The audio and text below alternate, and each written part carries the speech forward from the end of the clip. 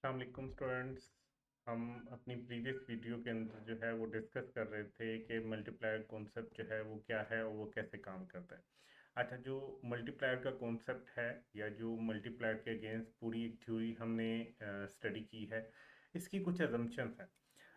जैसे कि हमने माइक्रो इकोनॉमिक्स के अंदर डिफरेंट जो है ना वो लॉस पढ़े, और जब भी हमने जैसे लॉ ऑफ डिमांड पढ़ा, लॉ ऑफ सप्लाई पढ़ा, तो वो प्रैक्टिकल लाइफ में उस तरीके से काम नहीं करते थे जिस तरह हम लोग पढ़ रहे थे। उनको अगर हम थ्योरी में भी डिस्कस कर रहे थे तो हमने उसकी कुछ अजम्पशंस थी जिनको पढ़ा था।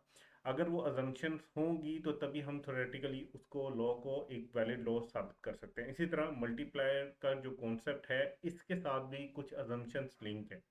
इन अजम्पशंस में से जो सबसे पहली अजम्पशन है वो ये है कि constant marginal propensity to consume.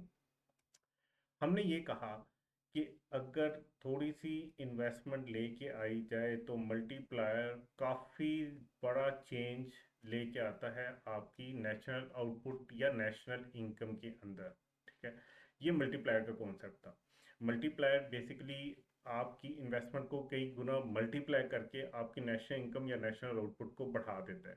But ये तब तक काम नहीं करेगा जब तक कुछ अजम्पशंस इसकी ना ली जाए। पहली अजम्पशन क्या है कि constant marginal propensity to consume होनी चाहिए। अच्छा, एम पी एस, ये आपको याद होगा कि एम पी एस तो हमने पढ़ा है कि ये यूज़ होता है के यानी मल्टीप्लाई की कैलकुलेशन के अंदर।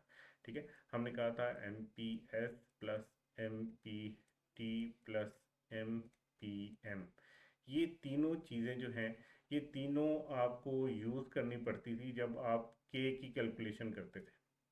ठीक है, और के इट्सेल्फ क्या है? मल्टीप्लायर। अब यहाँ पे हम कह रहे हैं कि कांस्टेंट होना चाहिए मार्जिनल प्रोपेंसिटी टू कंज्यूम, यानी यानी कि एमपीसी को कांस्टेंट रखना है। इसको कांस्टेंट क्यों रख रहे हैं हम? ठीक है, इसको कांस्टेंट रखने के पीछे रीज़न है एमपीएस चेंज, इसका चेंज ना होना। हम ये चाहते हैं कि के जो हमारे पास वैल्यू आ रही है, से कि अगर हमने कहा था कि के की वैल्यू जो है इज इक्वल टू 5 है, तो हम ये चाहेंगे कि ये मल्टीप्लायर इफेक्ट जब तक चलता रहे, मतलब एक इन्वेस्टमेंट आई है और उसने कई गुना ज़्यादा नेशनल इनकम को बढ़ाना है, तो इसके अंदर जितना भी टाइम पीरियड लगेगा उस टाइम पीरियड के अंदर के की वैल्यू चेंज ना हो। क्योंकि के की वैल्यू चेंज नहीं होगी तो तभी ये हमारा जो है मल्टीप्लायर सही तरीके से काम करेगा। फॉर एग्जांपल, एक एग्जांपल लेते हैं कि 1000 की इन्वेस्टमेंट आई है। ठीक है, और हमारा के जो है वो है 5। तो ये इन्वेस्टमेंट जो है, ये 1000 की इन्वेस्टमेंट जो है, ये क्या करेगी? ये हेल्प करेगी हमें कि हम अपने जो नेशनल इनकम है उसको ले जाएं 1000 मल्टीप्लाई 5 यानी कि 5000 तक। ठीक है, ये मैं कैसे कर रहा हूँ? ये मैं ऐसे कर रहा हूँ कि मुझे पता है K is equal to change in Y over change in I. ठीक है, तो जब मैं अगर मैं इसको सही कर रहा हूँ, तो जब मैं इसको कैलकुलेट करता हूँ, ठीक है, जब मैं इसको कैलकुलेट करना चाह रहा होता हूँ, तो उसके लिए मुझे क्या करना होता है कि मेरे पास इन्वेस्टमेंट जो है वो आ जाती है, change in investment is equal to change in Y over K. ठीक है, और जब अगर मैं चेंज इन वाई यानी कि कितनी जो है वो चेंज आएगी वाई के अंदर, जब मैं थोड़ी सी इन्वेस्टमेंट लेके आऊँगा, तो वो कैलकुलेट करने के लिए मुझे क्या करना पड़ता है? Change in I multiply by के। ठीक है, सो ये वाला जो काम है ये मैंने किया है। मेरे पास, मैं अगर चेंज इन वाई कैलकुलेट करना चाहता हूँ तो वो कैसे निकलेगी? चेंज इन आई कितनी थी? 1000, और के कितना था? 5। तो ये मेरे पास 5000 आ गया। ठीक है, अब बेसिकली देखें, 1000 की इन्वेस्टमेंट से 5000 की नेशनल इनकम बढ़ाना, तो इसके पीछे हमारा जो मल्टीप्लायर है वो 5 काम कर रहा है, जो इसको कई गुना बढ़ा रहा है। ठीक है, अब ये 5 चेंज नहीं होना चाहिए। अगर मेरा एम पी सी चेंज हुआ तो उसके रिजल्ट में एम पी एस चेंज होगा। क्यों? क्योंकि हमने पढ़ा है 1 is equal to M P C plus M P S. ठीक है, फॉर एग्जाम्पल, स्टार्ट में हमारा 0.8 एम पी सी था, 0.2 एम पी एस था, और ये दोनों इक्वल टू 1 थे। अगर ये एम पी सी चेंज होकर 0.9 हो जाए तो आपका 0.1 रह जाएगा एम पी एस, और ये तो हम नहीं चाहते। एम पी एस एक मेन इंग्रेडिएंट है जिससे हम के की वैल्यू कैलकुलेट करते हैं। ठीक है, तो हम तो इसको चेंज नहीं करवाना चाह रहे। अगर हम इसको चेंज करेंगे तो के की वैल्यू चेंज होगी, और जो हम चाह रहे हैं कि 1000 की इन्वेस्टमेंट से 5000 की नेशनल इनकम हो जाए, वो नहीं हो पाएगा। मल्टीप्लायर थ्योरी सारी काम नहीं करेगी।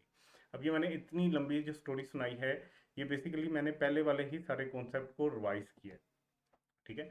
तो सिंपली इसकी एक असम्पशन ये है कि आपके पास हमेशा कांस्टेंट एमपीसी होना चाहिए। अगर ये कांस्टेंट होगा तो रिजल्ट क्या निकलेगा, एमपीएस कांस्टेंट रहेगा, ठीक है। तो एक असम्पशन क्या है, constant marginal propensity to consume. In multiplier model it is assumed that there is no change in marginal propensity to consume. Any change in MPC can affect the total change in final output, और उसकी वजह से total output जो हम change करना चाह रहे हैं उसमें चेंज आ जाएगा। डायरेक्टली एमपीसी का लिंक मल्टीप्लायर के साथ नहीं है, बट वो किस तरह लिंक बना रहा है, वो एमपीएस के थ्रू लिंक बना रहा है। सो पहली अजम्पशन ये थी। सेकेंड अजम्पशन है कंटिन्यूअस स्पेंडिंग, ठीक है। हम ये कह रहे हैं कि थोड़ी सी इन्वेस्टमेंट हुई, ठीक है, वो इन्वेस्टमेंट से हमने नेशनल इनकम कई गुना ज़्यादा बढ़ानी है। ये बेसिकली इन्वेस्टमेंट होने के बाद हुआ क्या होगा, इन्वेस्टमेंट होने के बाद ये किसी की इनकम बन गई होगी, ठीक है, किसी एक बंदे की इनकम बनी होगी, उसने ये आगे जाके स्पेंड की होगी तो किसी और बंदे की इनकम बनी होगी, एंड सो ऑन, ये चलता गया होगा साइकिल, और कई गुना ज़्यादा हमने इनकम बढ़ा ली। सो कॉन्टिन्यूअस स्पेंडिंग का होना बहुत ज़रूरी है, तभी आपका मल्टीप्लायर कॉन्सेप्ट सारा काम करेगा। For creation of the state of multiplier investment has to be continuous. Continuous spending होती रहेगी तो उसकी वजह से कंटिन्यूस इन्वेस्टमेंट होती रहेगी, और जितनी ज़्यादा इन्वेस्टमेंट होगी किसी ना किसी की इनकम की सूरत में आपकी टोटल इनकम बढ़ती रहेगी। सो सेकंड जो अजम्पशन है वो है कॉन्टिन्यूस स्पेंडिंग। थर्ड क्या है, no change in price level. आपके प्राइस लेवल के अंदर कोई चेंज नहीं आनी चाहिए, ठीक है। Despite the change in income, चाहे कि इनकम चेंज हो रही हो, there should be no change in price of good, ठीक है। प्राइस, बेशक हम कह रहे हैं कि लोगों की इनकम बदल रही होगी जैसे हम इन्वेस्टमेंट करते हैं, लेकिन चीज़ों की प्राइसेस में चेंज नहीं आना चाहिए, ये अब हमारी अजम्पशन है, ठीक है। ऐसा क्यों है, any change in goods price can change the consumption pattern. हमें पता है कि प्राइस बढ़ी तो लोग कंजम्पशन कम कर देंगे, लेकिन हम तो चाह रहे हैं कि कंजम्पशन होती रहे, कंटिन्यूअस कंजम्पशन होती रहेगी, तो मजीद इन्वेस्टमेंट आती रहेगी। लोगों को जब ये पता चलेगा कि लोग खरीद रहे चीज़ें, तो मजीद इन्वेस्टमेंट आती रहेगी और आपकी नेशनल इनकम कई गुना ज़्यादा बढ़ेगी।